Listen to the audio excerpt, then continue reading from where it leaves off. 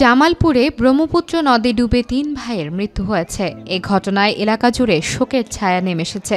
রোববার ২৯ ডিসেম্বর বিকেল ৩টার দিকে শহর ছনকান্দা এলাকার ব্রহ্মপুত্র নদে ঘটনাটি ঘটে।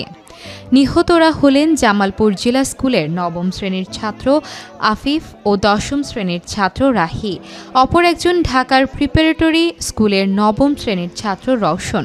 নিহত ৩ জনই সম্পর্কে মামাতো ফুফাতো ভাই।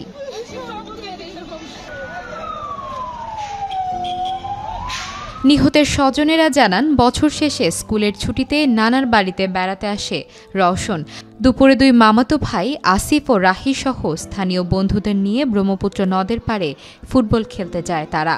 খেলা শেষে নদে গোসল করতে নামলে পানিতে ডুবে যায় ৫ জন। স্থানীয়রা ২ জনকে জীবিত উদ্ধার করতে পারলেও নিখোঁজ থাকে ৩ জন। পরে ফায়ার সার্ভিসের কর্মীরা এসে ঘণ্টাব্যাপী অভিযান পরিচালনা করে ৩ জনের মরদেহ উদ্ধার করে। ৫-৬ জন ছেলে আর ওর মা সাথে ওদের একজন গার্জেনের সাথে নিয়ে নদীতে গোসল করার উদ্দেশ্যে নদীতে পানিতে খেলতে সময় ফুটবলটা ভিতরে চলে যাওয়ার পরে তারা ছিল ৬ জন। ৬ জনের ভিতরে তারা ৩ জন নদীতে গভীরে নদীতে গর্তে পড়ে যায়। পড়ে যাওয়ার পরে তাদেরকে আরো উদ্ধার করতে পারে না। স্বজনদের অভিযোগ, ঘটনাস্থলে অবৈধভাবে বালু উত্তোলন করে একটি চক্র। ড্রেজার মেশিন দ্বারা সৃষ্ট হওয়া গর্তে ডুবেই মারা গেছেন ৩ ভাই।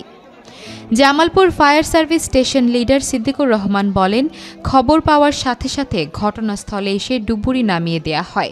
পরে ঘণ্টাব্যাপী চেষ্টা চালিয়ে পরপর ৩টি মরদেহ উদ্ধার করা হয়।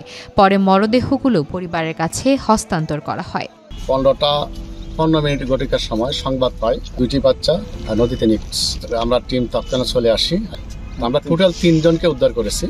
এটা সাধারণত বাচ্চা, একটা 15 বছর, 16 বছর, 17 বছর এমন হবে। আর 2 জন যারা ছিল ওরা অলরেডি উঠে গেছে। জামালপুর সদর উপজেলা নির্বাহী কর্মকর্তা জিন্নাত শহীদ পিঙ্কি বলেন, ঘটনার তদন্তে কমিটি গঠন সহ শোকাহত স্বজনদের সহায়তা করা হবে। একই বাড়িতে ৩ ভাইয়ের মৃত্যুর ঘটনায় পুরো এলাকা জুড়ে চলছে শোকের মাতম।